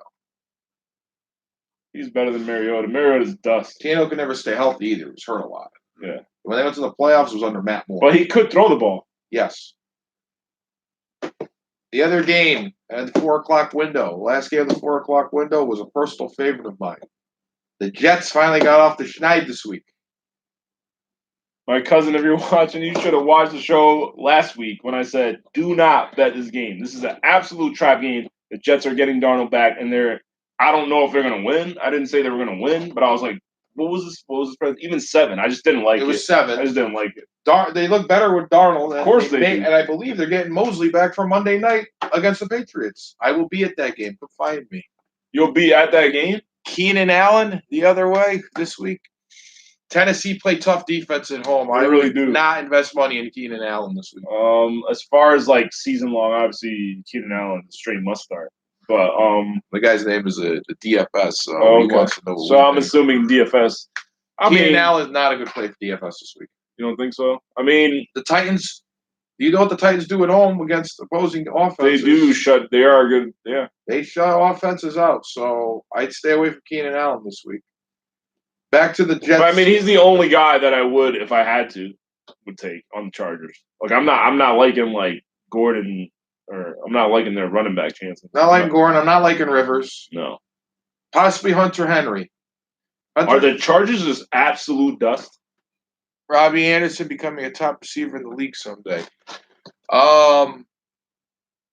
Let's go back to that Cowboy Jet game because Robbie Anderson is becoming a big receiver. This Monday is going to be tough against the Patriots, but going forward, I like his matchup. He's the skinniest receiver I ever seen. But he's speedy and he gets open for Darnold. Yeah, he can make plays. He is that doesn't matter. But I want to know where the targets are going to go in that offense because Demaryius Thomas got involved. Jamison Crowder, he loves. Yep. So he's going to be throwing the ball. So he actually technically kind of has some weapons. He has some weapons, and I think Demaryius Thomas looked good coming. And he's got Bell coming out of the backfield too. He has Bell for passes. So the Jets, like if I'm a Jets fan, like what are they? They're 0-4 and now they're 1-4. They're 1-4. I mean, I don't think they're gonna make the playoffs or anything, but like I start feeling like a little better. I don't think they're out of consideration for the 6th seed though, because it seems like that the 6th seed is going to be a wide open race. They've had a ton of injuries, so getting Mosley back would be huge. They get him back this week, and I think they have a chance to upset the Patriots. If they do, it would be a humongous upset. I'm a Bills fan. I'm praying for that. Any door to open for the division, I will take. Yeah, I mean, like I wouldn't be surprised if it happened because I wouldn't be surprised either. It's a I will Monday be night there. game. I will be there. So if anyone's there, come find me. Huh. And I think on the flip side, Dallas is about to crumble. Jason Garrett is not a great head coach. We just keep jumping from lame duck coach to lame duck coach. We talked about Dan Quinn gone. We're talking about I don't think Anthony Lynn makes it out of this season. Oh, maybe he makes it out of this season, but I think he gets fired. Anthony Lynn? Yeah. Because I mean, even with all the injuries, you still got Rivers as your quarterback. I mean, but it's not only the injuries; they had to deal with that holdout from Gordon. That fucked the whole offensive game plan up. I know, but as far as like ownership goes, they just look at it like, yeah, you guys are losing. I mean, you lost to the Steelers on Sunday night at home. The Steelers' defense is a good defense. No, I know, but they had Delvin Hodges as their quarterback, and their defense. You're right, their defense is good. Defense is winning games this year. That's true. I think the one takeaway I have from that game is that Steelers are going to be a tough out, no matter who it is. Their defense is going to keep them in it. All they have to do is keep it on the ground for the most part. Pray that their quarterback doesn't get annihilated. Juju Smith-Schuster might become a ghost. He has. It's because they don't have Big Ben throwing the ball. They have to rely on Connor and Samuels when healthy. Oh, I love Connor going forward, by the way, because Connor's going to carry the load. Yeah, he is. He had a great game that game. Benny Snell Jr. might be a sleeper going forward. He was a piece of Kentucky. And the last game I want to talk about from last week was that atrocity on Monday night that turned into the refs basically handing the Packers a victory in a game I feel they lost. What was that? I'm sorry. I said the travesty on Monday night, the last game of the week that we were going to discuss. Oh, that's right. So the Lions we're won all that game. Yeah. So that game made me sick. Almost that play so the first one, both of them were atrocious, but that first one literally changed the whole game. Like the refs literally changed the outcome of that game by throwing that flag. Like if you can replay fumbles and you can replay touchdowns and you can replay pass interference, why can't you replay a call like that? That was such a bad call. It was such a bad call.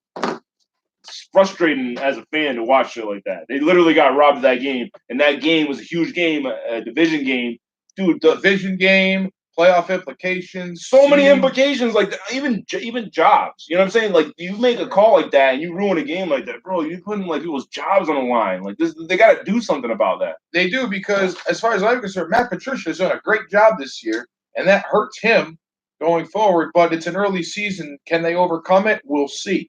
It's a big loss. It's tough because they outplayed the Packers that game. Yes. If that call isn't made, it's fourth down. They got to punt it. They got 9 minutes left. The odds of them winning that game go way down. Both calls would have given them fourth down and had to punt. Both calls. Yes. It was just and like if you miss an interference call or you miss like a call where it's like kind of iffy, those calls aren't even iffy. You're standing right there. You're watching the end come. You're watching the end's hands because I feel like that's what they're trained to do. They're trained to watch the end's hands. They are. Bro, he's not anywhere near. Grabbing the shoulder, like right here. Where is this near the face? That's a move. How's his hands to the face? That's a move that a lot of ends do. A lot. I heard him talking after the game. He's like, this is what I do. And this is like what a lot of ends do. They do that. They put their hands right there. They know exactly where to put their hands so they could get a little leverage on the guy and not get a penalty. Instead, he gets two penalties called on him. And that cost him the game.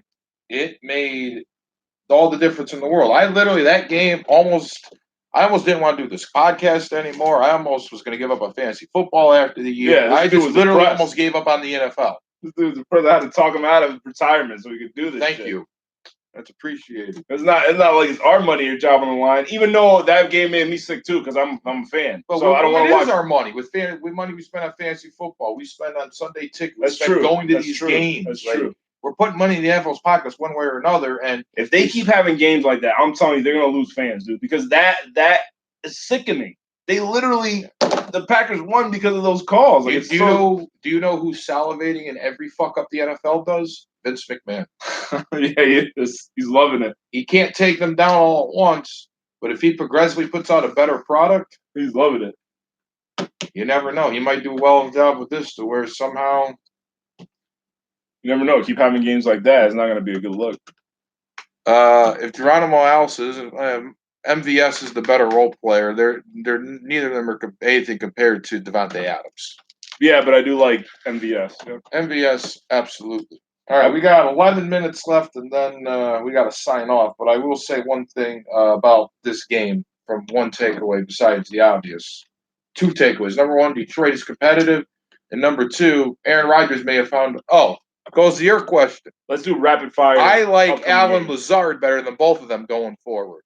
Because him and Rodgers seem to have this chemistry. Let's go rapid fire upcoming games. Thursday night, Broncos, Chiefs at Broncos. What's the line there? Let me pop it up right now.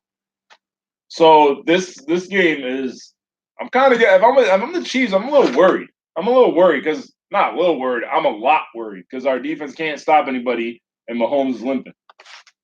I didn't mention that earlier when talking about the game. Mahomes' ankle injury is more apparent and obvious than I think leads on. I think the Madden curse is struck again, and eventually he's going to miss time if that ankle don't heal. I mean, it's definitely hampering his ability to like step up in the pocket and to deliver the ball and stuff. So I would just be worried because they're only a 3-point favorite. They're Swiss cheese defense, dude. That game to me smells all trap. This is a trap game. All trap. And KC can't stop anyone. Flacco's not the best quarterback in the world, but Lindsey could have a big game. I actually like the Broncos to win this game. Yes.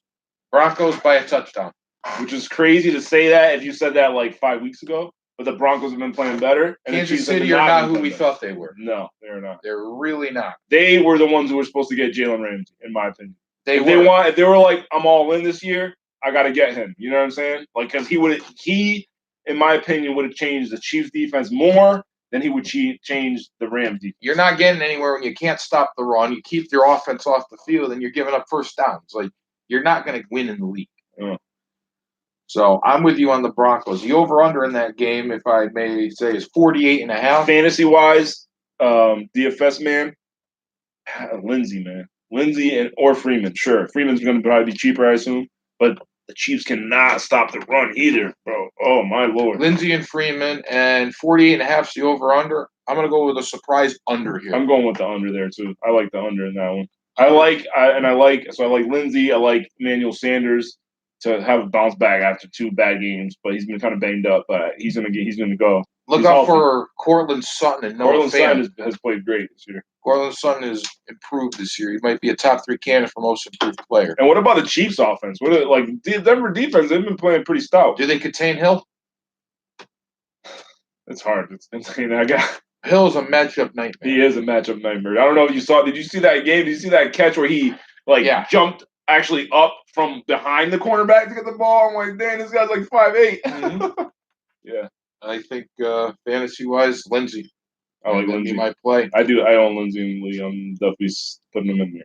And watch out for possibly Noah Fant because they can't stop anyone. They'll be giving up. All right, let's go with the Sunday games. Sunday games. No London game. No London game. We'll have 2 back-to-back London games next 2 weeks. Though. Nice. The Cardinals visit the Giants at 1 o'clock. The Giants are favored by 3, getting Saquon Barkley back, and getting Ingram back.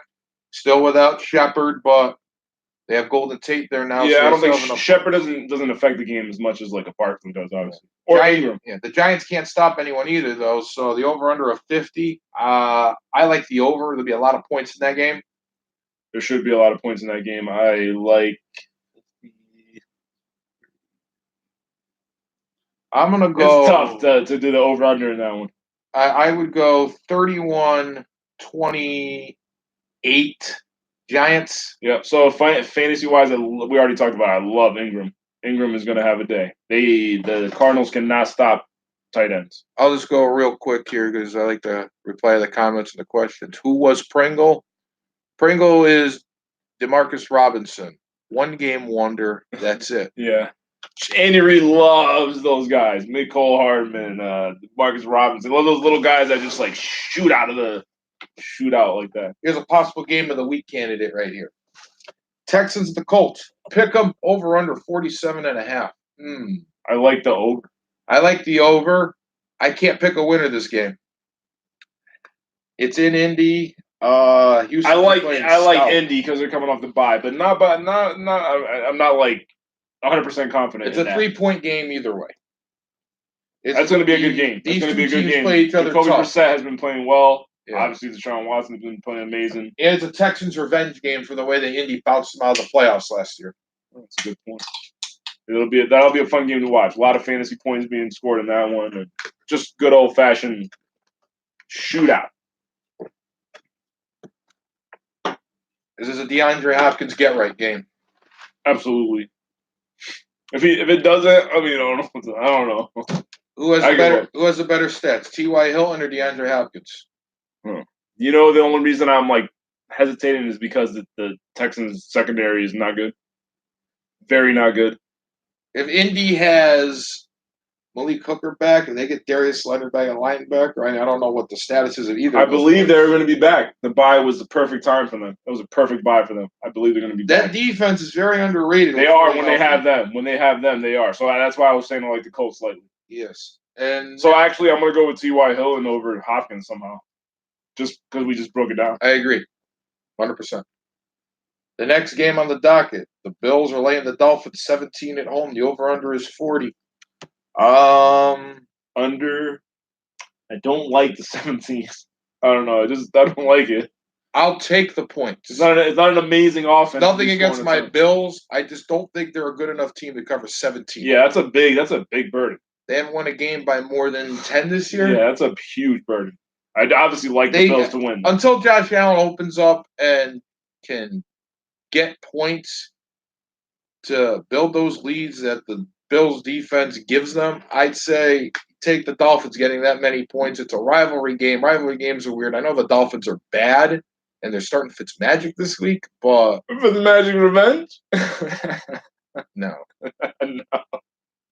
I'll never forget when the Bills kept the Jets out of the playoffs 3 years ago. Fitzpatrick had a career year. Yep, I remember that. I'd say take the points and start Frank Gore, Absolutely. start John Brown. Start Singletary, man. This is going to be the game to get If him you have going. Singletary, put him in the flex, and keep an eye on Duke Williams. And we'll see if Cole Beasley can maintain this. I would say pace. this is the start of Singletary, in my opinion, finally. He's finally healthy. He might have a Get couple him big going. plays. I have both. If I have both in my league, who do I play? Gore or Singletary? And obviously don't play a damn Dolphin because the Bills' defense is dominant and the Dolphins suck. So don't play any Dolphins. If you own them, I don't know why you'd ever own any Dolphins. But No. The answer to that, no, no, not at all. I don't like not it with at that, all. Not with that vaunted secondary and the job Micah Hyde and Joint Poyer are doing. Yeah, I don't like it at all. I like the Bills' defensive feast. Yes. All right, next game. Vikings at Lions. The Lions opened at 1 point favorites, but now Great the game. Vikings are 1.5 point favorites. The over/under is 46. I'm going to go on a surprise here. I'm taking the Lions. Redemption. And the game stays under. I like the Lions under too. That's going to be a tough game for both teams. The matchup is like kind of even if you think about it. It's a very even matchup. Very even matchup. Like they both have good defenses. They both have very, very capable offenses. I think Dalvin Cook might struggle. I think the receivers will. Sucks for us. I know. Well, you gotta do it. It's matchup for matchup. They do have the Lions' defense is good. You know what? I'm sorry. I take that back. Dalvin Cook might eat because Jamal Williams was good on the ground against the Lions. That's what I was gonna say. So if anything, I'm pretty sure the Vikings' game plan going into that game is like because the secondary of the Lions is pretty good. We already talked about it. They need to open up play action though, because they can't keep feeding it to Cook. You could get well, that's what I'm saying. But they're going to start out coming out trying to run the ball, in my opinion, because that's where the matchup lies. There's at least 2 touchdowns on that offense. I don't know who's going to get them, and with the coverage that Slay's going to be given, the most likely Diggs. Yeah, and especially after Deal's going to draw a tough matchup. There's 2 touchdowns to go around. I'm not sure. I think Cook. I like Detroit. Maybe Madison scores the touchdown because he seems to like. Yeah, they seem to play him in. He's a great player. I mean, if Cook ever gets hurt, we're running out of time, so we'll go breeze through these. Raiders at the Packers. Packers laying 5.5. The over/under is 47. I need to write a letter to the NFL. Why do the Packers have so many home games? It all balances out later on, though. I know, but they started out with like a million home games. Like, what in the world? The second half of the schedule is going to be tough. They got to play San Fran in that stretch. Good, so I hope they freaking collapse. I'm taking the Raiders. I'm taking the Raiders with the points. What is it? 5.5 over/under 47. I think the Raiders. I would go under by 3. It's going to go under. Yeah, I'd go under. The Packers are not that good on offense. That's going to be a sleeper like close game. It's going to be a close game. Gruden has the Packers playing very well right now. I mean, the Raiders playing very well. They feel good. Yes. They're coming off a bye, too. They feel good. The Jaguars at the Bengals. The Jaguars laying 3.5 over/under 44. Under, and I like the Jaguars to win by 10. Under, I like the Jaguars to win by a lot. Bengals are just dust. The Rams. Minshew mania, baby. I love Minshew. Love me some Minshew. The Rams at the Falcons. Rams -3 over/under 55. No defense going to be playing this game. Rams and over. Obviously, I like the Rams. I think there will be a little defense playing. It's going to be by the Rams because they just acquired an All-Pro. Julio Jones is going to look real bad. Yeah, they just acquired an All-Pro. When you acquire, like, I heard somebody talking about, I don't know if it was First Take or somewhere, when some stupid, one of those stupid shows, somebody was saying that he's not going to have any impact. And I'm like, bro, hold on a second. Hold on a second, sir. Like, you're going to tell me that this all-pro cornerback, who we talk about as one of the best cornerbacks, if not the best cornerback, is not going to have an impact? You're crazy. This kid is young. He's going to be hungry. He's going to go in there and he's going to shut everybody down. Like, I have no idea what that guy was talking about. I would refute whatever he said. Go ahead. 49ers with the Redskins. Redskins laying 10 on the road. Over/under 41. Under. Niners don't give up points. They're not going to let Washington Yeah. Run all over him. Oh, boy. This is not a 1 o'clock East Coast, West Coast game. West Coast traveling East Coast for 1 o'clock. This is not a trap game. Niners and under. Niners and under. I like that. They're gonna crush them. They're gonna Yeah. crush them. Their defense is gonna absolutely have a feast. Yeah, Peterson's not running for 100 yards No. yet. No. The Chargers at the Titans. Titans laying 2, over under 39.5. I'm going to take the Titans, and I'm going to go. I think the Titans contain Rivers in the run game as well. Keenan Allen might hurt this week. Not going to do well against that secondary. I'm going to go barely under. So I'm somehow gonna take the Chargers here, right? And the only reason I'm gonna take the Chargers here is because if they lose this game and they fall to what 2-5, you're looking at your season's almost over. Oh, absolutely. Season's almost over. So Delaney Walker doing anything? I will look out for Corey Davis and A.J. Brown this game. I like Delaney Walker this week, And I do like I Delaney do Walker see him. return to his consistent status. I feel like if anybody gets a nice boost from Tannehill, it would be Delaney Walker. And I still think I don't know why Mariota wouldn't. Well, I mean, Delaney Walker's been beat up, but he also never utilized him like he should have because Delaney Walker's super,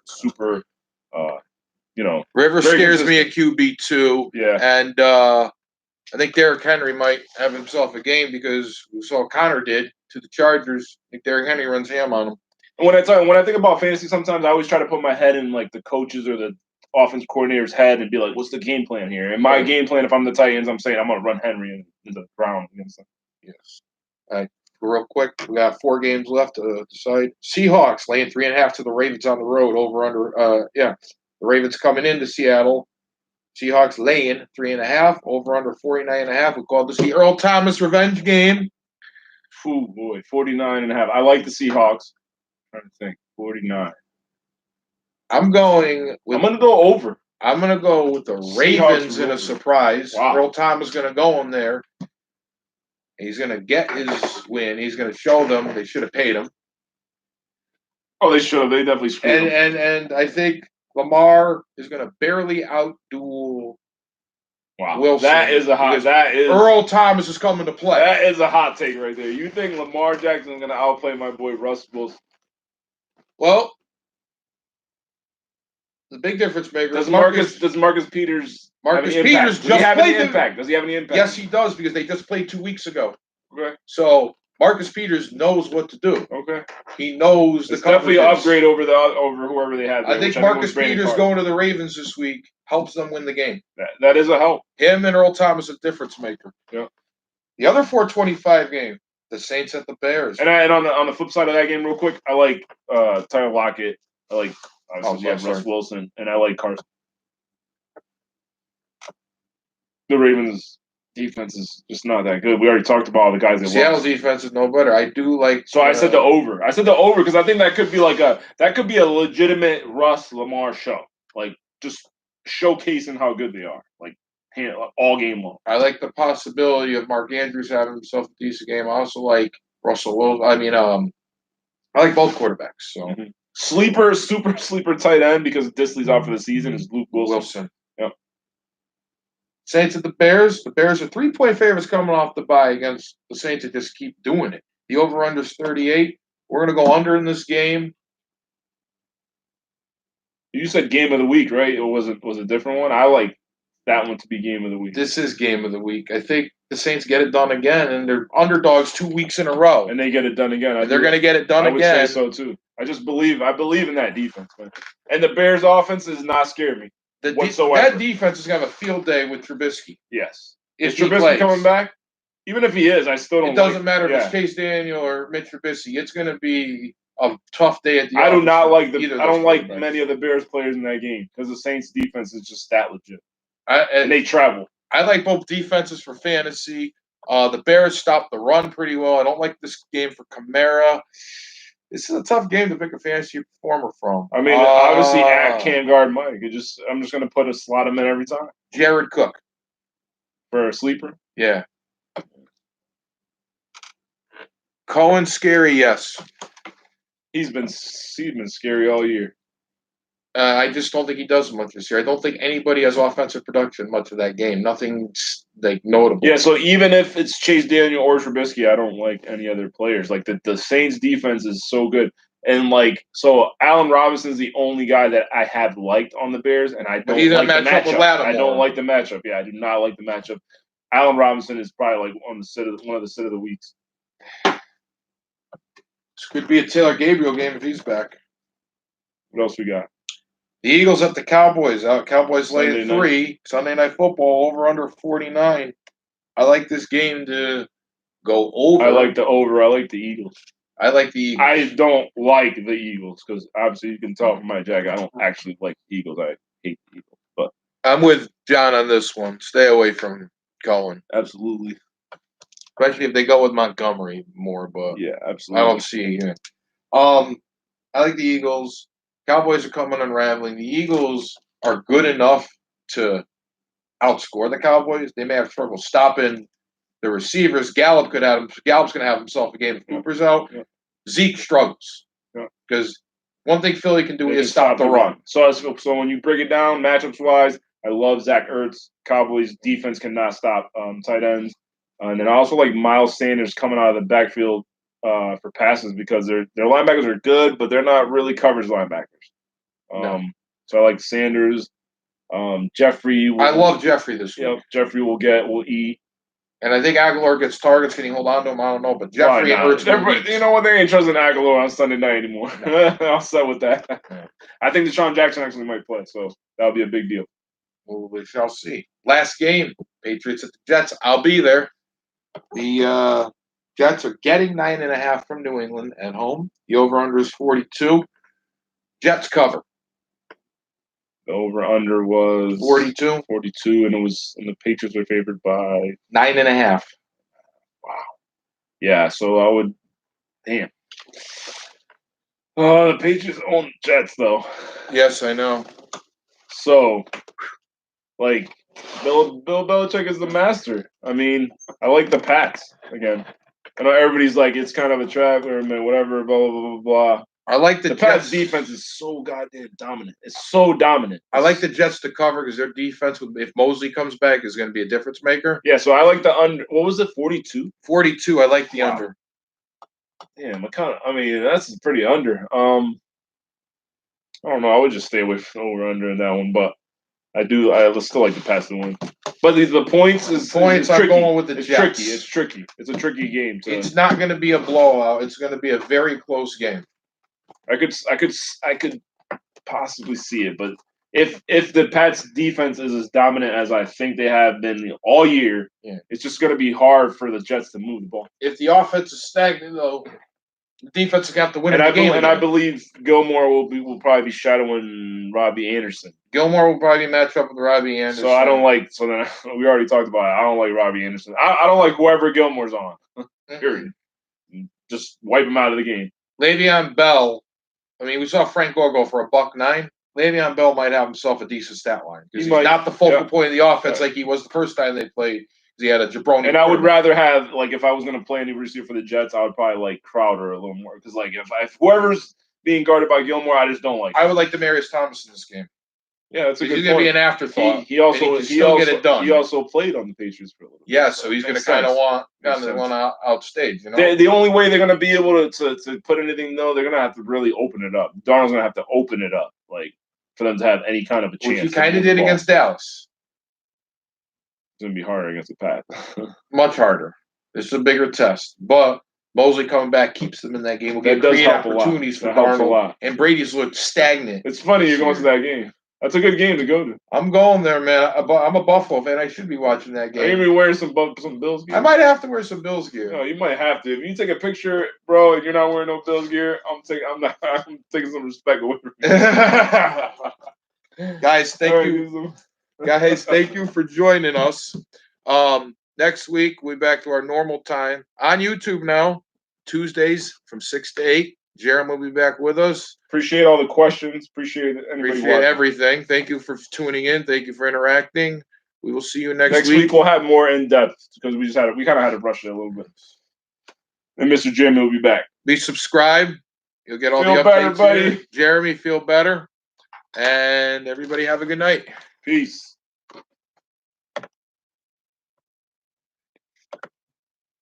Good work.